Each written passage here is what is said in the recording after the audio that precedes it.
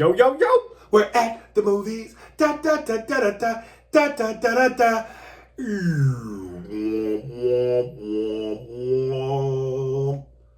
Damn. This one hurts, Andy. This one hurts.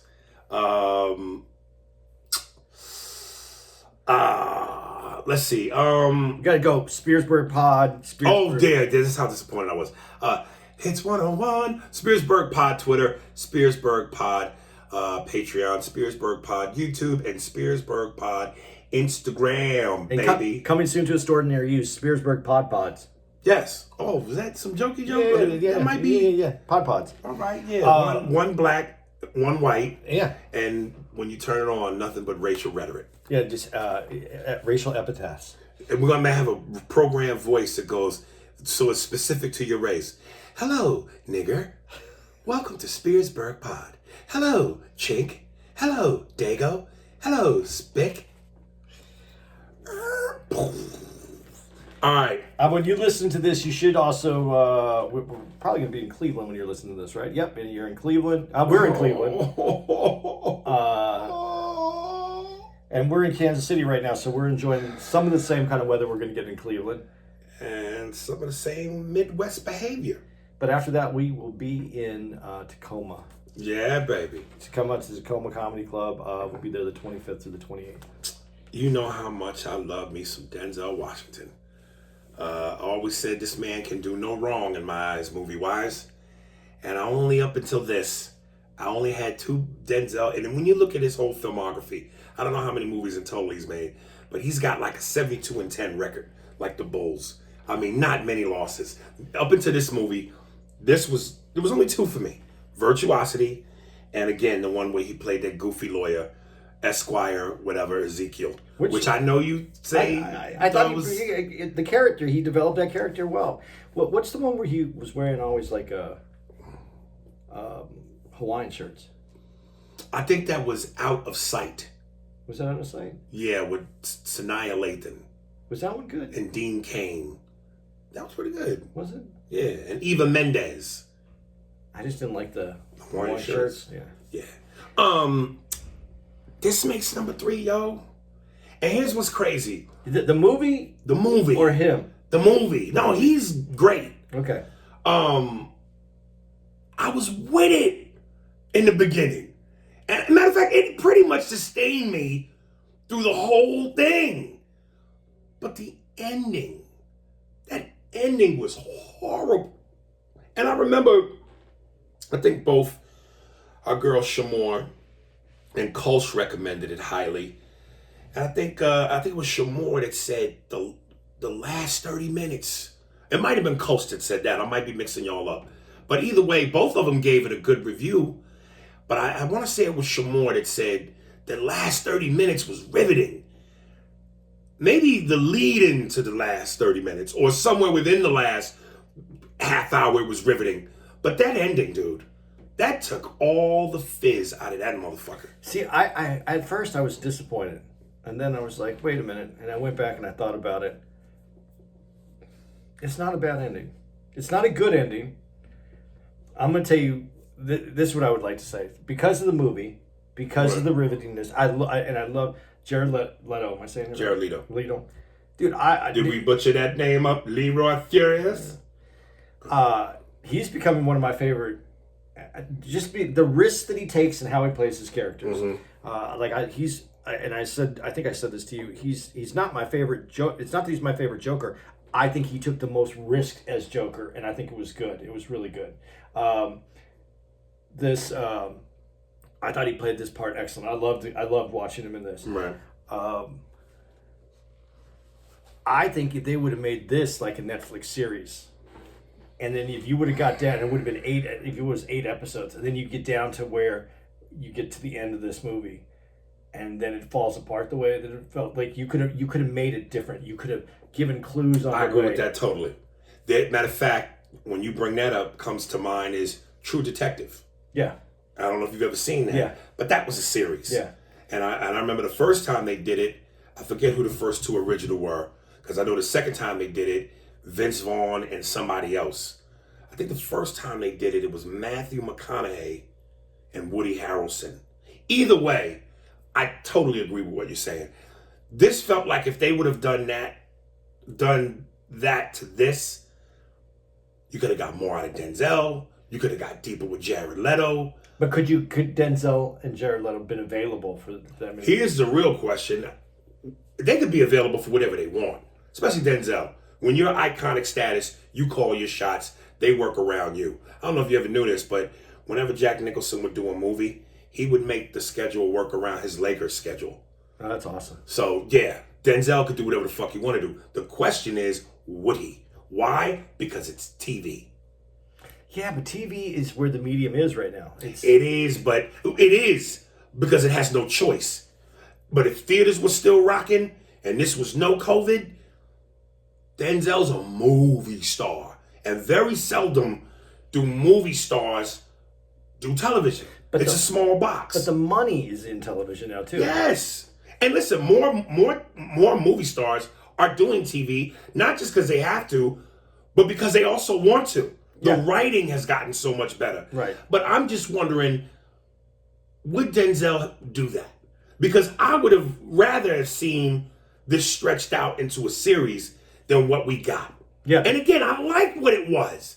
That ending just to me was, first of all, I was confused by a couple things. Number one, when they showed, and they saved it towards the end of the movie, when they showed Denzel shoot the white girl, remember? Yeah. It made me go, wait a minute, is Denzel the killer? Why? I don't understand the connection between shooting the white girl and then they cut to her on top of the autopsy table. When the black lady pulls out the bullet, she later goes, I'm going to put this in the report as a multiple stabbing to cover up for Denzel. Right. So it made me go, he can't be the killer though. What's the connection between the white girl and the shit? When they're investigating the killings, Denzel is and they think they have him cornered, and somebody comes out. He accidentally kills the white girl. So there's an accident. It's an accident, but instead of making it as a police shooting accident, they made her. She was part of that. The murder scene. The murder scene, and that. Okay, then maybe you can help fill in this blank. Why was that relative to this? Because that's why Denzel is looking for this killer, because it's holding him up. In his head, he can't get over that he killed that girl. Okay, that's I was why confused. That's why he's in that little town. He can't. It's pre. That's why he sends that letter and says about the closure, and that's why he. Right. Because he knew that other guy couldn't live with it the rest of his life, like Denzel is living with it. Okay, so now I got that part. So, but you mean to tell me that we find out, and Jared Leto leads. What's my man's name? Rami. His name is Rami something. Rami Malek. Malek. Yeah. Yeah. He leads him out to this, not desert, but whatever. This all this land, private land. And he digs all these holes and he's fucking with him going, no, it ain't that one, it's that one. So he keeps digging all these holes. And at one point, I'm on the edge of my seat because what I'm assuming is about to happen. And I'm yelling at the fucking screen because as Jared Leto is talking to him, Rami has his back to Jared. Like almost Jared is in doggy style position, can fuck him from behind. And Rami has his pistol on his head. So this is the end. I'm thinking Denzel's going to come in and save the day. The dude's got his back to him. The gun's on his head. Jared Leto's going to take the gun and try to do something. And one, they never explain why all the holes. And two, he turns around and smacks him in the head with the shovel. That's what kills him. And then Denzel helps him cover it up. Yeah, okay. So here's how this goes. He's obsessed. Malik. I think it's Malik, Rami Malek. Also, I didn't include him on great. I think he's doing a great job. Well, the only thing I've only seen him in is the Queen is Queen, and he Freddie was in the robot thing. The robot thing. I'm Robot or something like that. It was a series. Really? Oh no, I don't know him from that. Okay. Anyway, here's where it is. Leto's character. He's already confessed to a murder before, and then they investigated and they found out he was making the whole thing up. Then then you find out that he's like a buff of this, like he's into the genre of murders, of serial killers. Then you go to the fact that they believe that he is the killer. They are set and determined that he's the killer. But then he says in that car ride, when he says, and this is where it gets, this is why I think if it was a series, you could have bought into this differently. But when he says it in the series, he gets him in the car. The killer's not going to just say, get in the car, I'll take you to the bodies. But they did it, and they drove over to the bodies. And he says, okay, I think it's right here. And so he starts digging the hole. And then here, he's digging the hole. And then Leto's character says to him, he said, before, when they're driving out there, before he says, I'm not that different than you. Maybe different. We could be friends, whatever. But he gets there and he goes, as I said, I'm not a killer. Now, you can either continue to dig, or we could go get some tacos and talk about whatever, or get tacos and talk about it. So, and you said you thought he was going to take the gun. He didn't take the gun. He didn't try to save himself. So is he the killer? So he's not the killer? It's not the killer. That's why. Wait, whoa. So Jared Leto is not the killer? Are you saying that's left for the audience to decide? We know for sure? The audience can decide. This is why I went back over the movie and I was like, he's not the killer, because he could have grabbed the gun. He could have killed. He could have got away. He could have done whatever he wanted. He could have buried him in the desert and took off before even Denzel found him. He doesn't do any of that stuff. He says, I'm not a killer. I never killed anybody. We could go get tacos. We could go get tacos, or you could dig some more holes. And he dug all those holes. He saw all those holes. He never found anybody. Not that means if he was the killer, he necessarily wouldn't bring him to the killing place. But showed him all that. And then at the end, Denzel sends him the beret, the red beret. Which means he was the killer. No, he bought that. You saw it. It came from a package. He burns that at the end. Denzel burns that. So what did he send him the red beret for? So that he could ease his mind and think that he actually got the killer. This movie just got whacker. Now that you said all that. I was confused. Now I'm more confused. Oh, dude. That's my interpretation of what happened. Maybe I'm wrong. Yeah, I don't like interpretations. I like for my shit to be served to me knowing it's what it is based off what it said it was on the menu. I don't want you to go, yeah, let me get this. What the fuck is this? It's your interpretation. Bon appetit. See, this is why I said as a series, it could be cooler, because then way cooler. They could have saw Jared coming in, confessing to the other crime, and then they do the investigation and finds out he's just a little odd. Right. And then that would make more sense to the end of the film. Incidentally, it's hard for me to see Rami Malek outside of Queen, because he's still got that mouth. I thought that was a prosthetic piece. It was a prosthetic piece. But he still got that. He still got a little bit of it. Yeah. Wish I could imitate. I wrote down how unrealistic that Rami's character would get in the car with Jared Leto without Denzel trailing. Of course, that's the thing. But let me ask you this question before we go too far into this movie. Rami Malek. Yeah. Do you think he could ever not look surprised? He didn't come across looking surprised. Those eyes, the way those eyes are just. But he seems like that's, he does that. Like, yeah, I mean, but that's buzz the eyes a little bit. Yeah.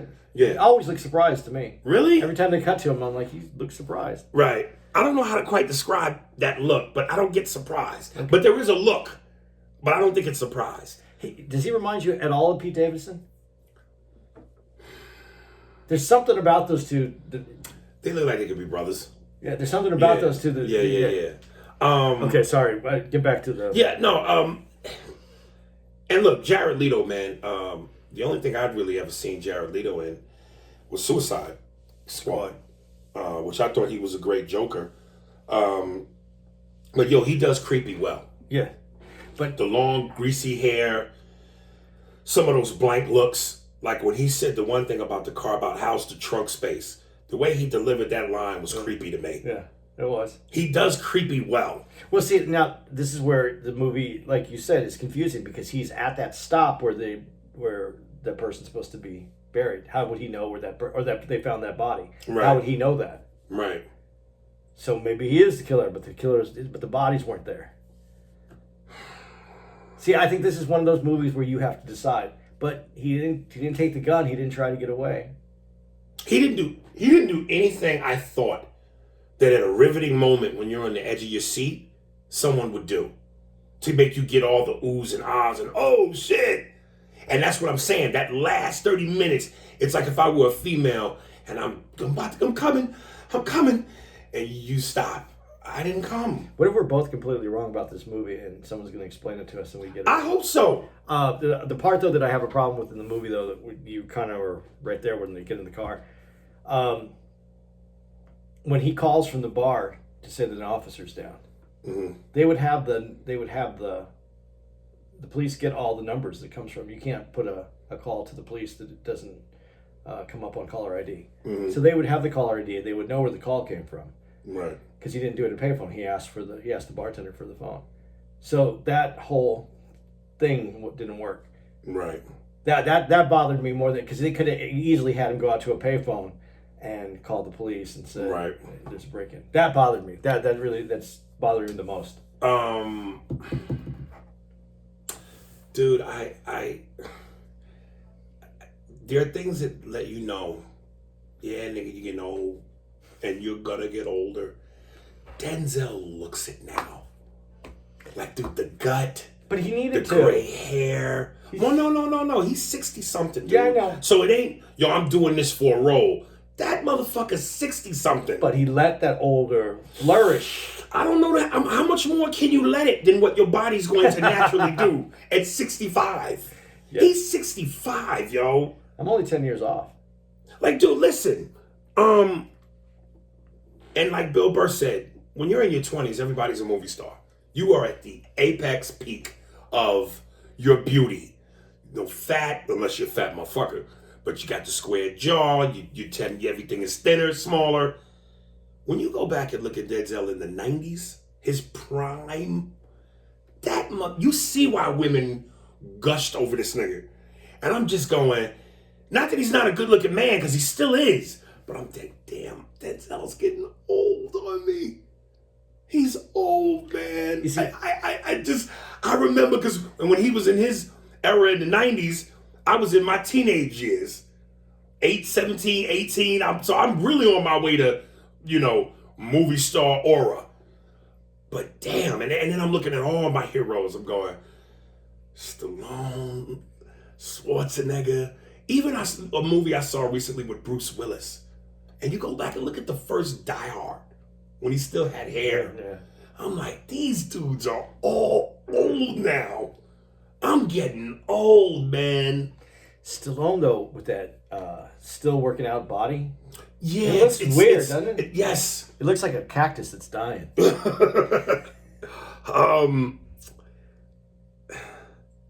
Dude, and I'm watching this movie and I'm going, you have to be a complete mastermind to be able to commit murder today and get away with it.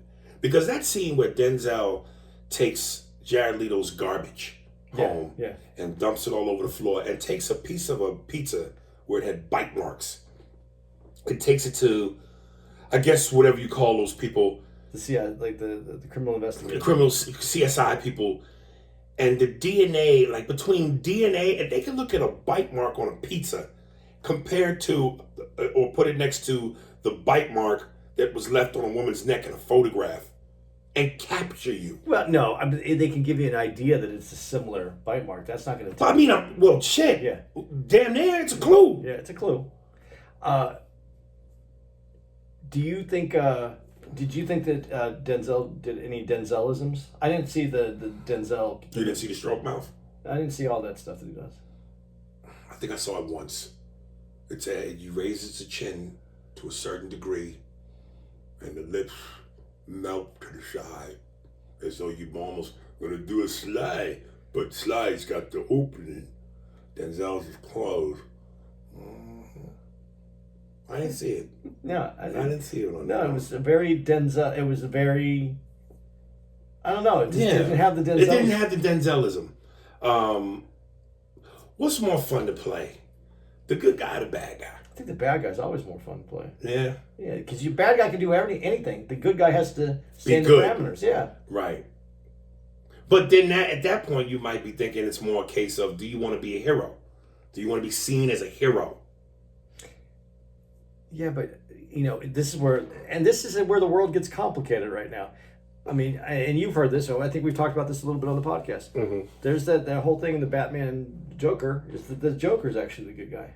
Yes, but those are so seldom the case. Usually it's defined. Yeah, it's good defined. guy, good guy, bad guy, bad guy. But in this movie, my assessment of how this movie develops, he's not a bad guy either. The Jared Leto. Yeah, or he could be, I hate that. or just because he didn't do what they're accusing him of didn't mean he didn't do something else.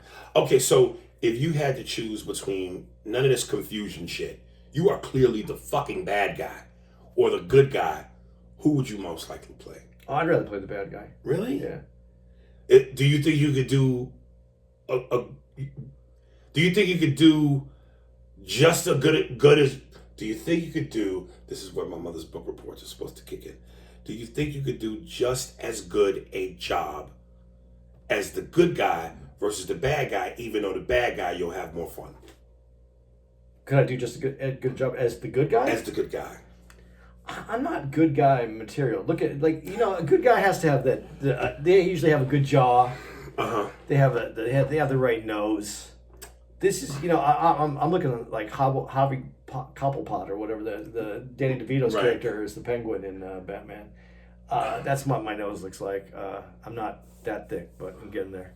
What do you think would be easiest for you to play? I'm trying to think of a sick, fucked up bad guy versus a great hero you just cry for. I got it. I'd like to play a mentally more quirky, a little bit more out of his mind. Somebody's talking to him from places you can't see. Like a Rain Man? No, he's psychotic, psychopath. Okay. Yes. Well, then riddle me this, Batman. What do you think would be more challenging for you to play? John Q? You as John Q? Or you as Max Cady? I don't know. Come on, you gotta give me an answer. John Q. So you think you could cry and do all of that and really? Yeah. Dude, I think I could play Max Cady better than John Q. Because that scene in John Q where Denzel and his wife is sitting there and they're basically telling them, your son's gonna die if he doesn't get this surgery. And Denzel's trying to hold it together and he's crying. I mean, face is wet. That to me is 10 times harder than being Max Cady biting a bitch's cheek off while she's handcuffed and then punching her 5 times. But I have the experience of having my kids, and then you just I think that isn't that what acting is? You find a way to get to relate your experiences into. What experience do you relate to Max Cady? Oh, none. So it ain't always about that. Yeah, so that's why I said John Q would be easier because of the. Okay. Because I have the relationship with my son, but he's not a good guy. Right. He's not a bad guy. The only experience I would have with Max Cady and biting a bitch's cheek off and pounding her in the face to oblivion, I've done that with TV dinners. I can't get this cellophane off a piece of it, and I only can bite off a piece, and I punch the applesauce to make sure I fucking.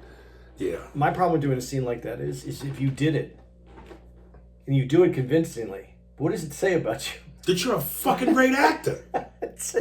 You're fucking mental. You got to bring something into you. You have to bring something in. I mean, you have to have seen something. Say, I do think it is great, and maybe I'm wrong. Maybe when you said John Q, it just touched me because of what the character is. Dude, there's something about getting to play as bad as you want to and taking it to your deepest, darkest place. Yeah, because you normally don't go there. Well, before we go any further into this movie, because you brought this up. Well, I'm done with this movie. Okay, but let's bring up Armie Hammer then, the actor who you just brought up biting a girl in the face. He's just been accused of abuse, sexual, physical, and possible cannibalism. Who is Armie Hammer?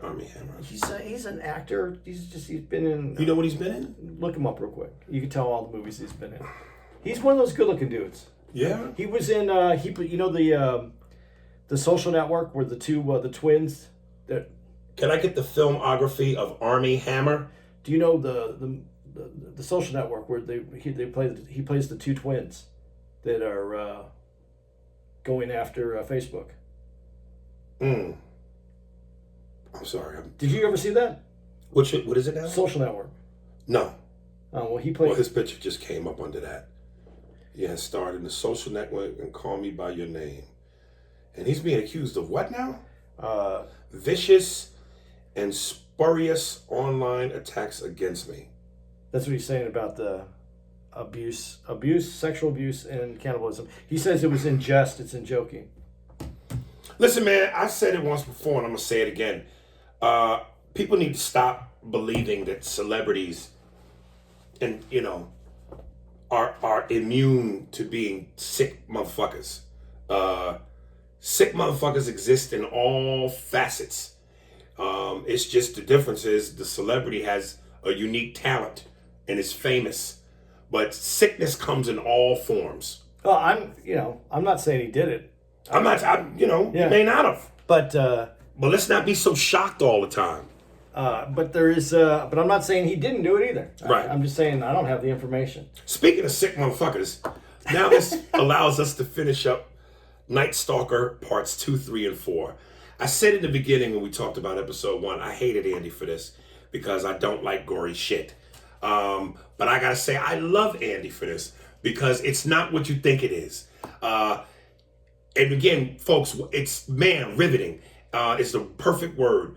But even when they show the bodies of the slain and the murdered, they obviously black out and cover up the graphic parts, which thank you for that. Because otherwise I really couldn't watch it. But what's sweet about this is these things are no more than 43 minutes long, and I swear it leaves you wanting more. This should have been what Little Things should have been. Well, they bring up Night Stalker in Little Things. They bring up the right.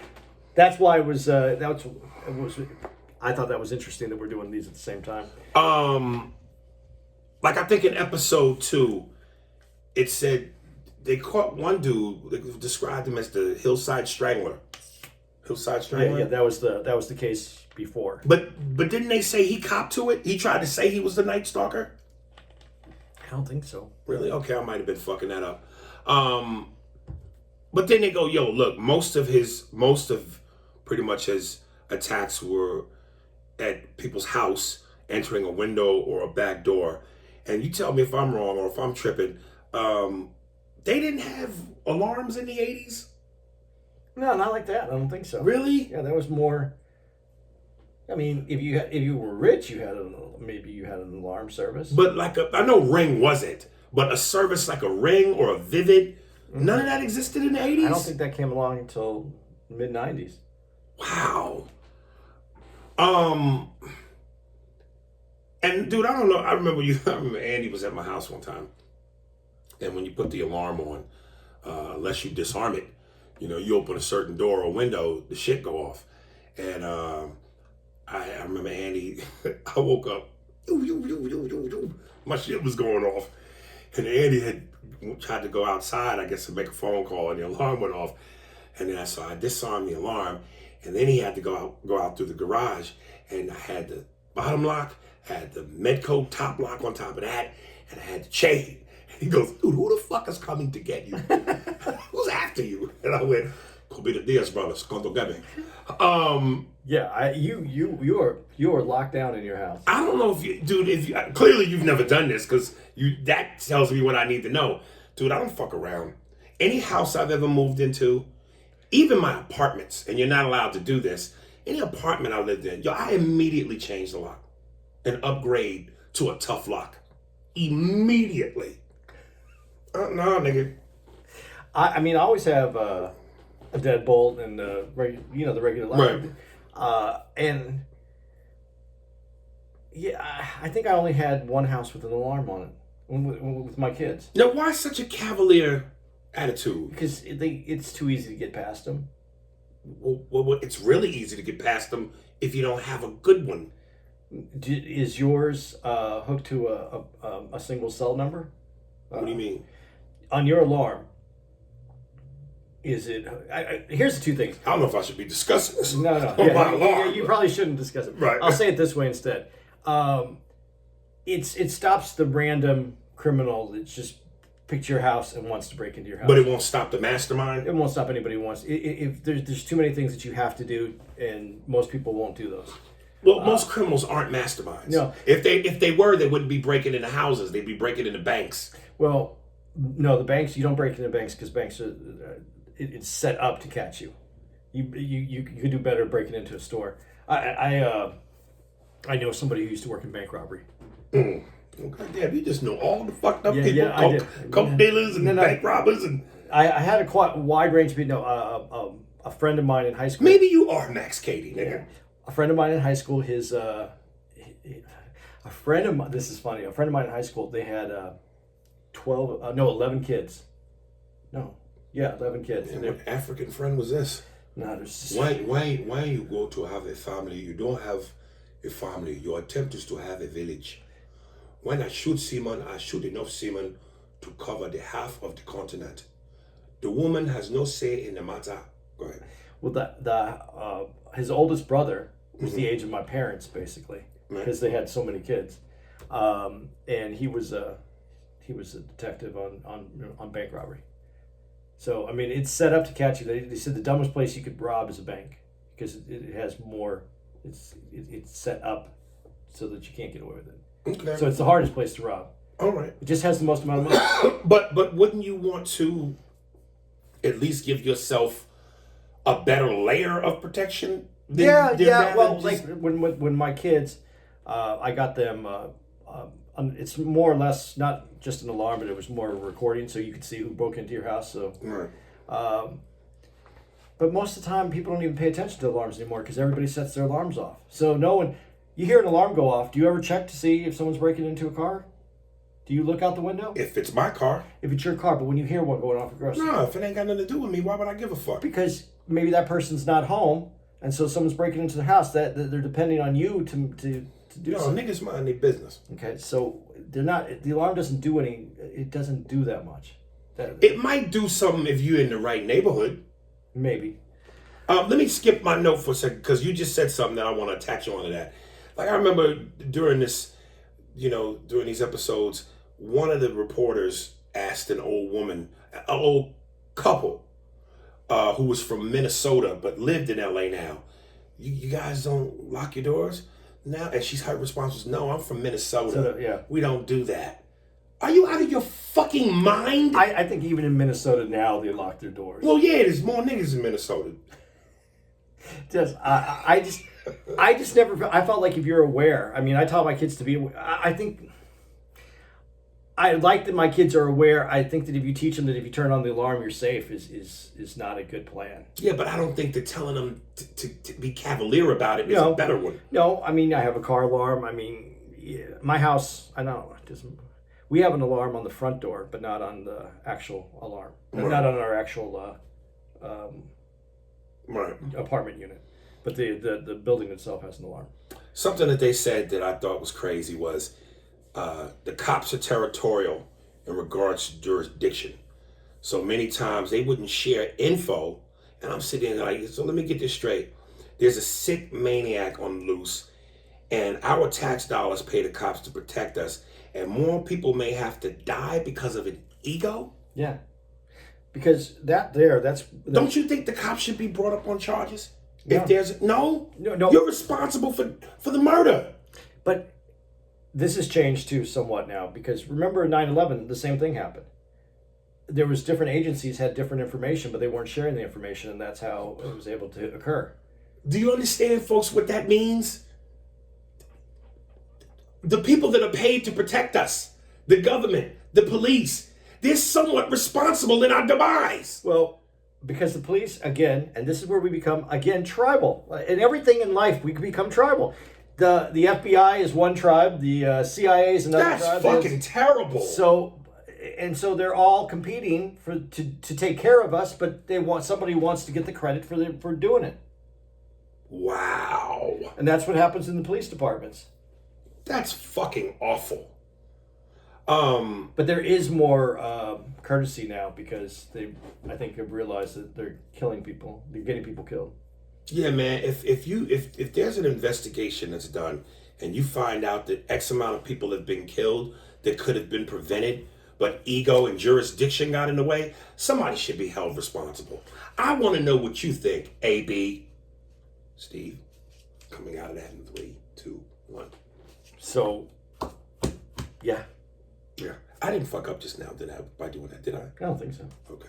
Steve, cut that part out that I said to Andy about the... You know what?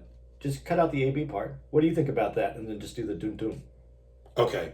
Well, really? Because anytime I say AB, that's associated with it. Yeah, but you didn't say it. Yeah, you're right. Just cut it out. Completely? What do you think? I don't think so. Okay. I only did that because when you went like this, that was almost like that disappointing parent. No. No, that wasn't. Okay. You got that wrong. All right, so Steve, cut all our banter out, but keep the AB thing. Yeah, because she just doesn't want everybody knowing what agency she's with. So. Right. Yes, I think. Yeah, so again, cut out our banter, Steve. Okay. 3, 2, 1, clean. I'll tell you who made me mad. The news bitch via the shoe. When they didn't want that information released, and she released it. Another tribe. Dude, again, you and because their whole thing, which clearly made sense, but I'm also going, damn, nigga, you don't own more than one pair of shoe? Like, why? If he would have changed his shoe, that would have thrown the scent off the dogs. Yeah, but he didn't know it at the time, and a lot of people just wear one shoe. Really? Yeah, you know. On Winston III, I have 4,875 pairs of shoes, all made by Guatemalan children whom don't even have enough to eat a hard-boiled egg. That means he could commit 4,000, whatever amount. I could commit, or I would have someone do it for me. I would hire a Negro to personally kill everyone I wanted in all of my shoes. Yeah, Steve, make sure you put the music in on that. That way we can give some lightheartedness to all of this murder. 3, 2, 1. Episode 3. Dude, I want to stick on your shoes before you go to episode 3. Say again? I want to stick on the shoes. See that when you brought up about you couldn't commit a murder, how good you'd have to be to commit a murder today. Yeah. You know, when they went to research the shoes, there was only one of that size shoe that there was, but they couldn't find where it went and what store it went to. Right. Today, that would be no problem. At all. Yeah, they would just type that in and go, it's over at Joe's. They're Joe's probably shoe going shop. to come up with an app where regular people can help solve crimes. Somehow you can get involved. Dude, you shouldn't have said that. You should have developed it. Damn it. I wasn't thinking like a Jew. God damn it. Fuck you, Andy. Incidentally, Andy has now started helping me invest my Cash App money into stocks. I'm telling you, y'all don't think so. And I know Andy has said it repeatedly about how I'm useless to him because of my situation in my career and how he's useless to me. I never said you were useless to me. No, I did, though. Oh, okay. Remember? I said, we're useless to each other. Okay, yeah, you did. But I'm telling you, Andy will say, I can't get anything out of him. He's the useless Jew. I'm going to ride this motherfucker till the yarmulke falls off. See how much money you made today. Really? Yeah. I'll check it afterwards. Okay. And this is going back to the thing about the this nigga couldn't stop being Jewy. Did you see that? He said, "Stock business. Let's see how much money you've made. What is this, velvet?" Oh my God. A classic case again, where money might be the root of evil. Because I love here's what killed me about this. They had opportunities to catch this motherfucker and blew it.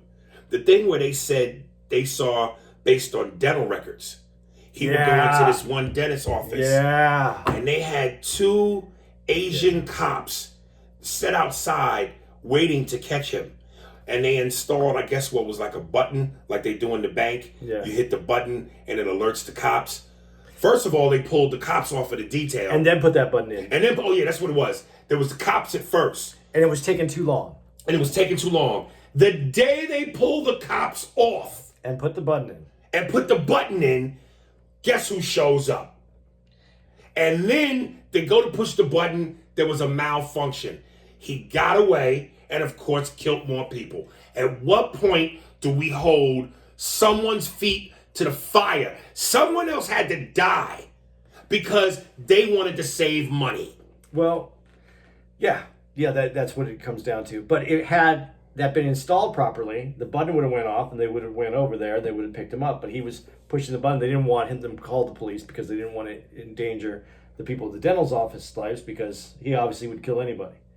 So the dentist is pushing the button, thinking that notified the police, and then the dentist is like, "Why didn't you come?"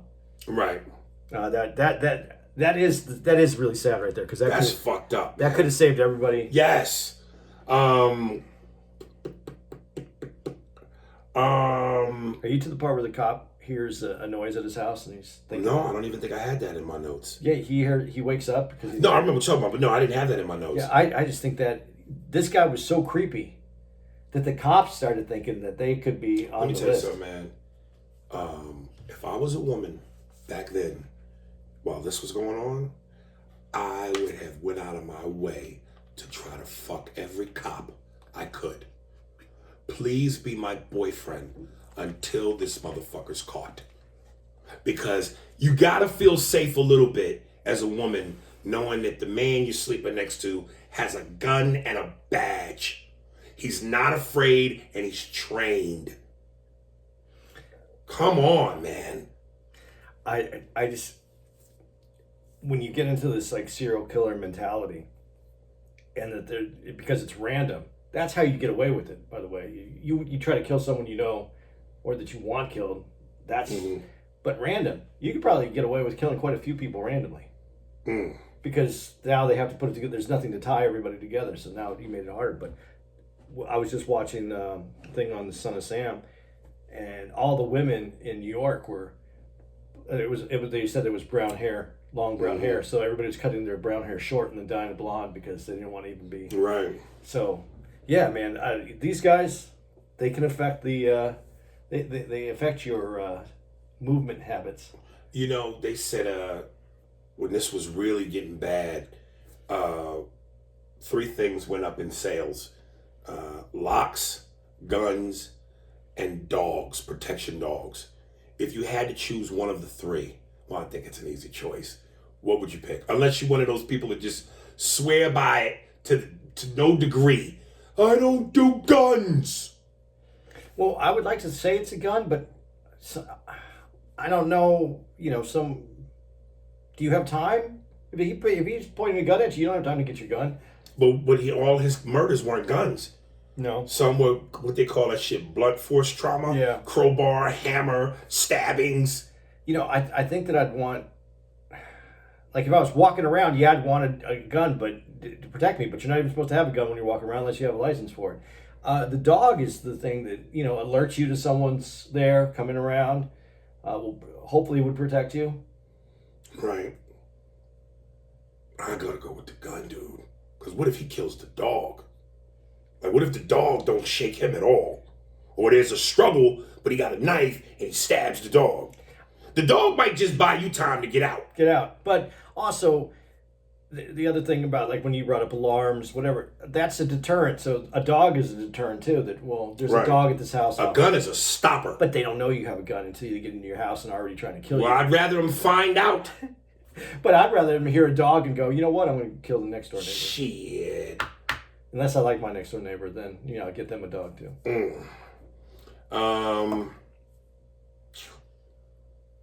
Dude, I love that moment. I love this fucking moment. We're towards the end of episode 3, like episode 1.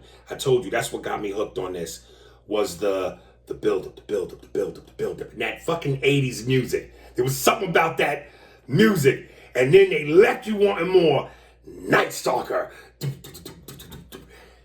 Dude, when they talked about how they were getting inches away from finding out who this motherfucker was, and the 2 cops stopped Richard Ramirez's friend, put him in the squad car, and said, tell us who this guy Richard is. Give me a name.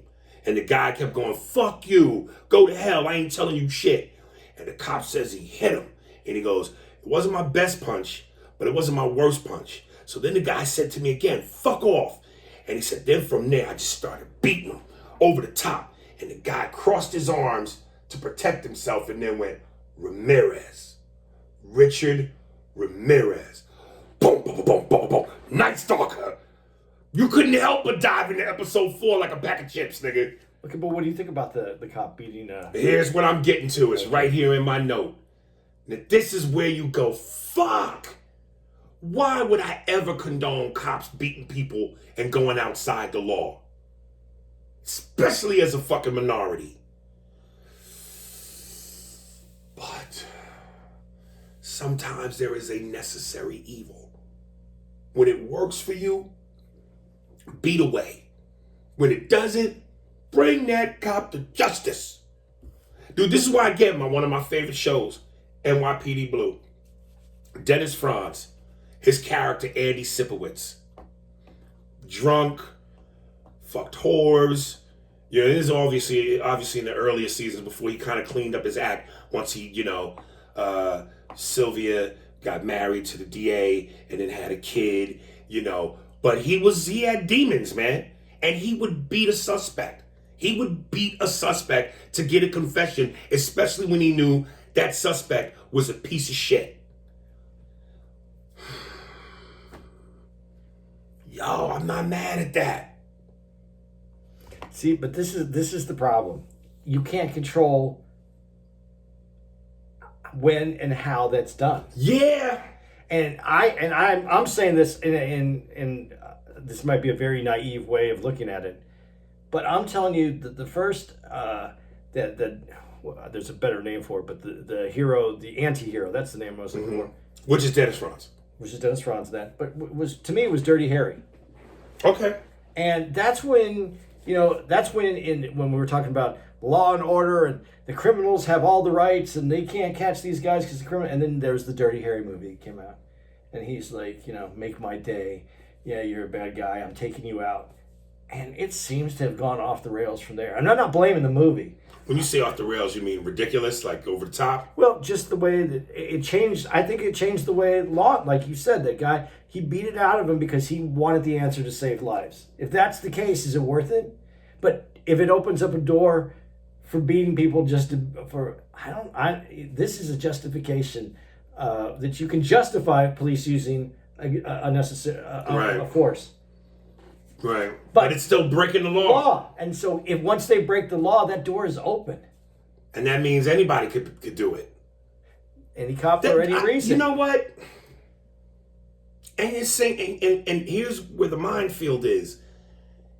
If you go one way or the other, again, when it works for you, yeah. When it don't, you're fucked. If we go to the cop, don't beat that out of them. More people die.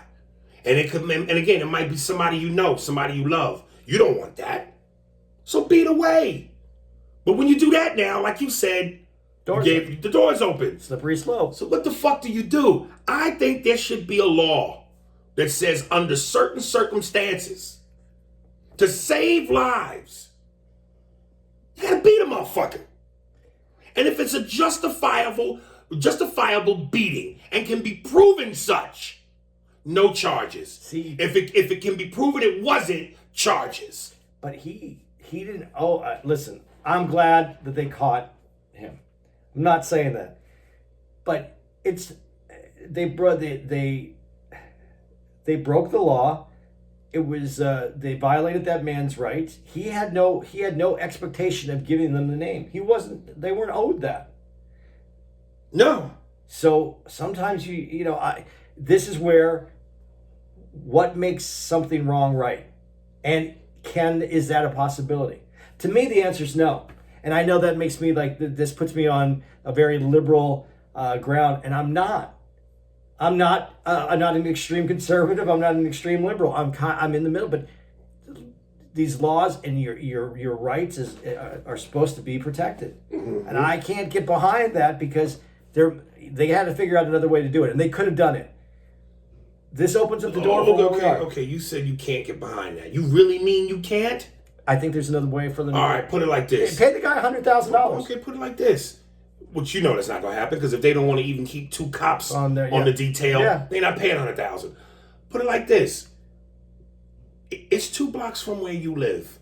A woman was murdered by this sick fuck. You in terror. You're a comedian. You're on the road. She's by herself. You don't want that man to get beat for that confession? No, I didn't. I didn't say I didn't want him to get beat for that. But you said you're against it. I can't condone it because it breaks it. Once the system deteriorates. Okay, so you don't condone it still? 2 blocks from your house. I can't condone it. I understand it. Yes, I would want that to happen. Okay. But the real side of me, the side that makes decisions would have okay, let's put it this way. If I can bring this one man to justice by beating this man and breaking laws, and then we are where we are today with excessive force, was it worth it? It was worth it to the people whose lives might have been saved and to the families, but what about all the other hundreds of thousands and people that have suffered under that assumption that they're doing the right thing? Whose assumption they're doing the right thing? The other police that would beat someone because they want information. They know better. They know better. That's an excuse. They know better. It opened the door.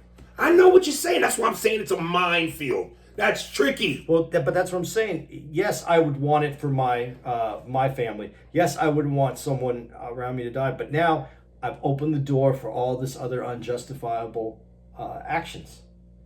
If you knew that you could save someone you could save someone in your own home, but you would be putting hundreds of thousands of people at risk afterwards, is it worth it to you? Oh, I see what you're saying. That number seems so... When you say hundreds of thousands, now you're just trying to weigh out hundreds of thousands of possible beatings versus a dozen murders. Look, man, you can come back from a beating unless you get beat to death. Murder's final. I think the ends justify the means.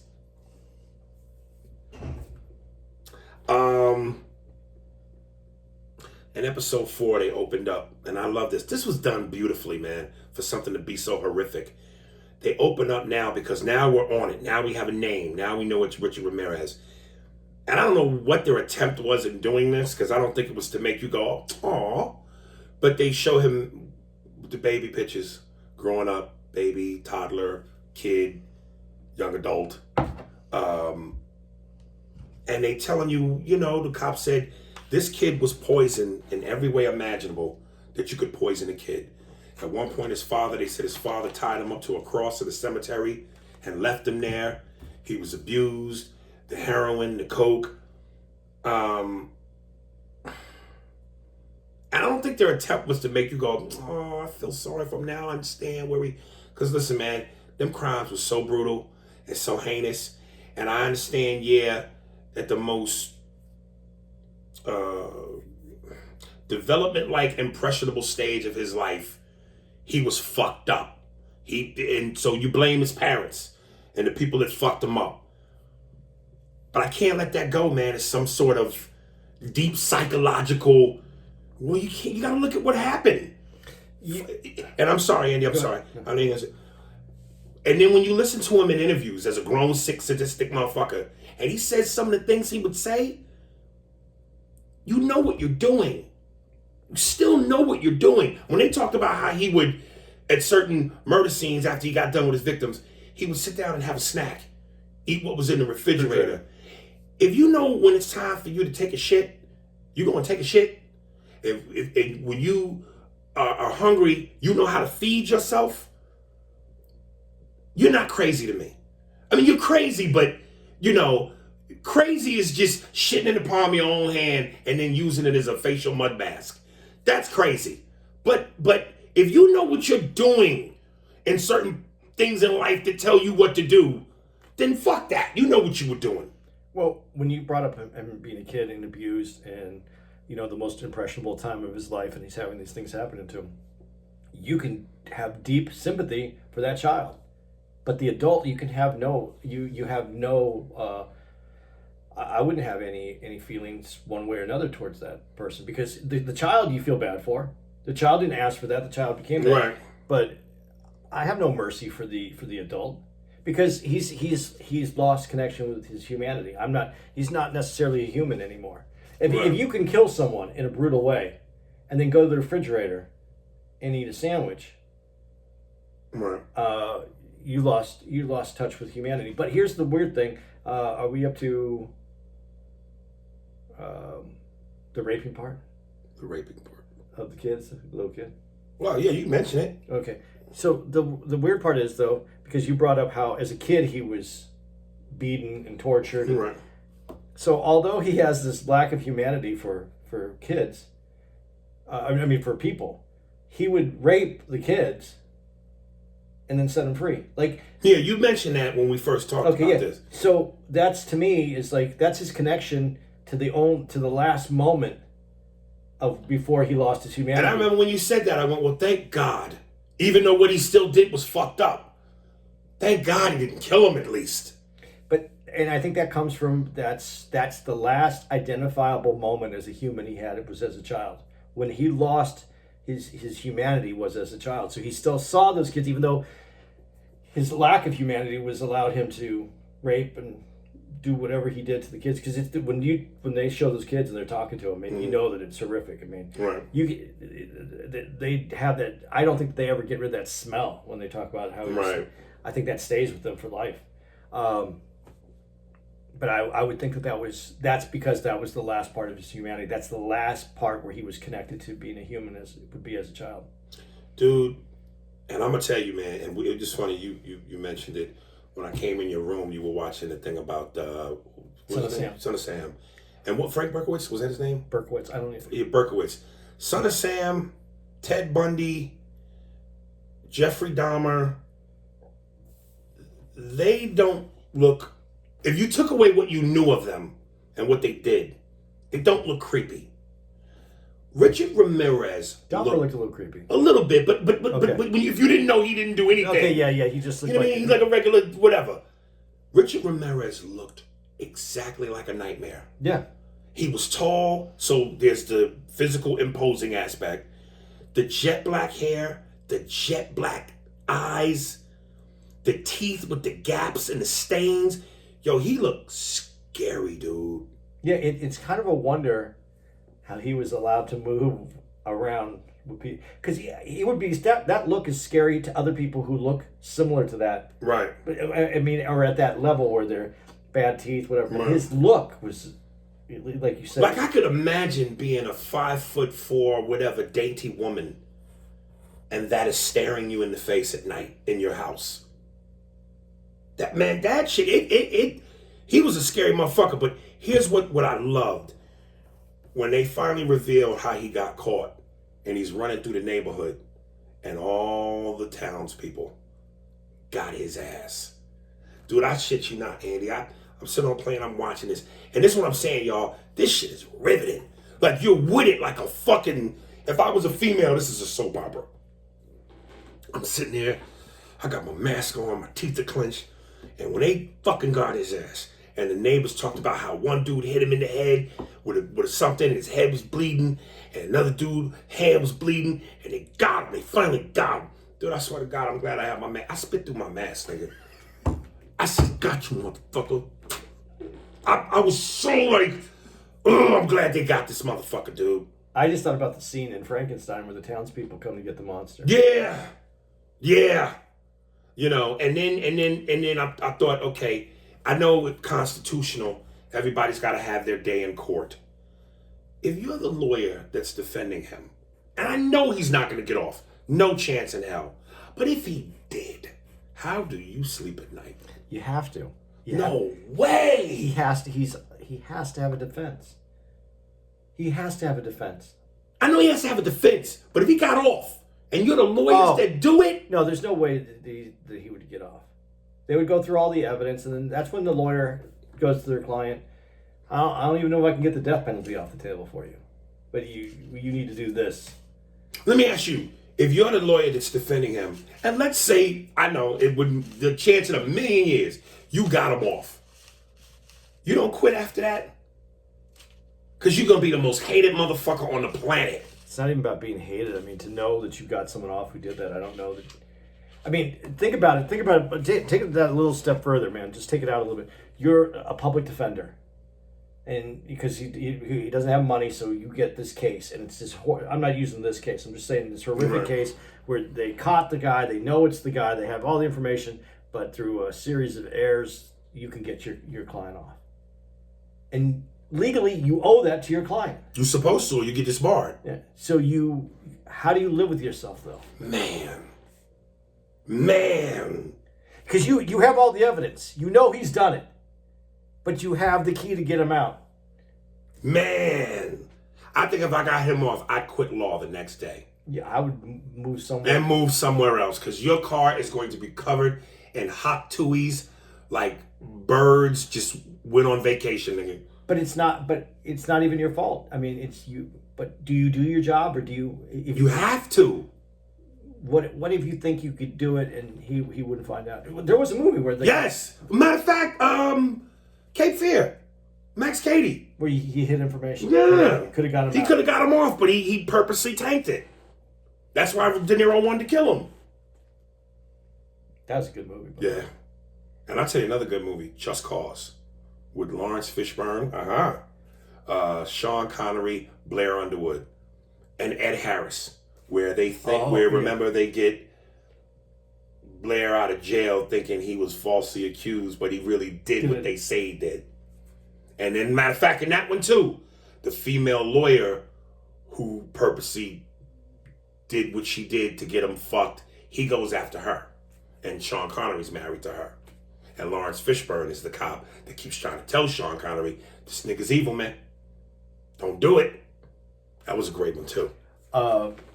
Yeah, so I don't know. I couldn't even imagine if you were in that position. But obviously they did everything correctly.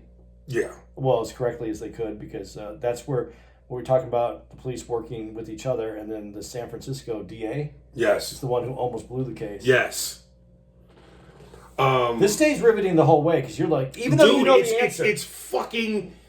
You know what's going to happen, but when you right. see now, okay, now let me ask you this question because we were talking about the police before. Now, what do you think of their job, though? Listen, I respect it. I understand. I'm not all cop bashing. I respect it. And I'm going to take a line from Patrice. I like cops because I own shit. You know what I'm saying? Yeah. You want them to protect you when it's time to protect you. So I know they got a hard job. I know. But goddamn. I love how the lady described them as those sick bitches. The groupies. The Richard Ramirez groupies. It is. What is wrong with you bitches? Well, all those killers, are you serious? All those killers have it. There's this is if there were men, God, I hate doing this too, flipping this around. If there was men that wanted to, I'm sure there are men that when women, there's not as many female killers. Serial killers. Remember that, and I couldn't remember the name of the movie, Monster. Yeah, Monster. With Charlize Theron. But if men were like, oh, I want to marry her, she's this, she's the, we would be demonized. But women, dude, I don't even think we would want to do that because we're thinking about our dicks. I don't want my shit on the 405 overpass while I'm still in the bed. There was the woman in Mesa, Arizona, who killed her boyfriend.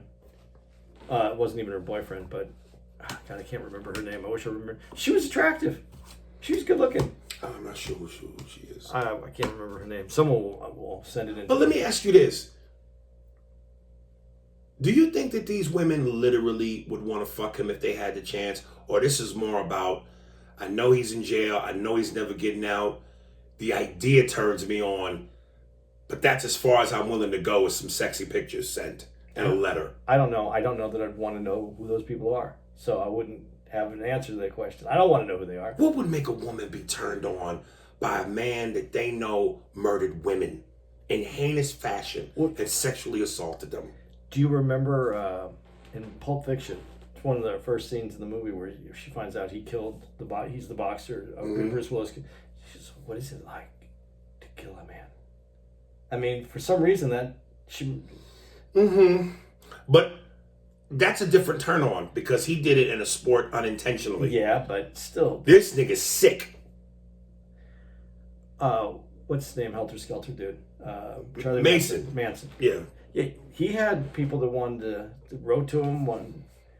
He had people coming out of the woodwork though to even, buy him cigarettes and stuff like that. So Manson's in jail. I'm going to use Manson because I know people did this for him. He's in jail. He has to spend the rest of his life in jail. Mm-hmm. He committed the murders. But he has to live. He's living for the rest of his life in prison, and the dude just needs cigarettes. Do you buy him cigarettes? Do you help him get cigarettes? Do you care if he ever gets another cigarette? I wouldn't, because that kind of filth it detests me. I wouldn't even consider. I wouldn't want to make a connection with you at all. Right, it's the connection part. I don't want to think about you. Right. In that way. And my last note: why the fuck does it take so goddamn long to kill somebody on death row? They said he was on death row for 20 years. So long that he ended up dying of cancer, which they said was natural causes. Because they can make there's The appeal appeals and appeal. But this is why. And I think we're the only country this large under this system that still has the death penalty. And it's more expensive actually to put someone on death row than it is just to house them for the rest of their life. Really? Yeah, because you have to pay you're going through all this whole process. There's money spent, plus you're housing them throughout this whole thing. Right. So it's easier just to give them a life sentence and not. I would almost, and I agree with this because, yes, you want. There's no pay. You can't this sounds horrible because I don't know. I hope to never know this feeling. But of course you want vengeance for a loved one that was taken away from you. But killing him obviously does not bring the other person back. And every time that they go up for an appeal, they're in the news again. They're brought up again and you have to go to court again. I'd rather just, I don't know because I've never been in that situation, but in my mind it tells me that I would rather just know that they're locked away and they're never going to see any sunshine again, and that's it. Right. That to me, I think it still wouldn't be enough because you don't get your child back or your loved one, but I just wouldn't want to have to hear about him every year. I understand the point of the appeal process because, the last thing you want to do is take a life. But when you're convicted, without a shadow of a doubt, of shit to that degree, and this motherfucker even said walking out of court, "Hail Satan." Yeah. Dude, convicted, death sentence to be carried out 1 week from today. You say that, but they realized through DNA evidence how many people have been wrongly convicted. You're right. But when a motherfucker says "Hail Satan" and has the 5-star, what do you call it? Paradigm? Yeah, it's What they call that shit? I know. Paragram? But whatever the fuck it's called. It's up a gram. Something gram. The P-gram. On the palm of your hand. And we know you've done this. They found the shoe. All the evidence. Come on, man. Why are we wasting time? Cook this nigga. Cook this motherfucker. We're supposed to be more civilized than that. And that, ladies and gentlemen, has been brought to you by PBS Broadcasting System. Happy Time with Andy Steinberg and Ari Spears. Good night, boys and girls. That's all. Is that where we're gonna end it? Yeah, we're at an hour and 8. Oh yeah, we gotta end it. Yeah, we gotta end it. So get ready to take a nice, warm bubble bath. And don't forget your rubber duckies. Steve, give me a rubber ducky. Wiggle, wiggle. Set your alarms. Sound. Quick, coming out of that in 3, 2, 1. Set your alarms. Set your alarms. Set your alarms. Bath happy time.